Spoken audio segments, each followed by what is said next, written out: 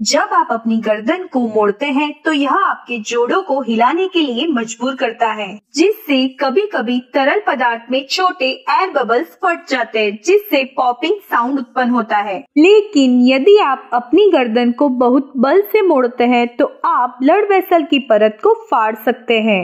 Rare case में यह फटने से ब्लड का क्लॉट बन सकता है, जो आपके ब्रेन तक जा सकता है। वहां पहुंचने पर क्लॉट ब्लड फ्लो को अवरुद्ध कर सकता है और स्ट्रोक का कारण बन सकता है।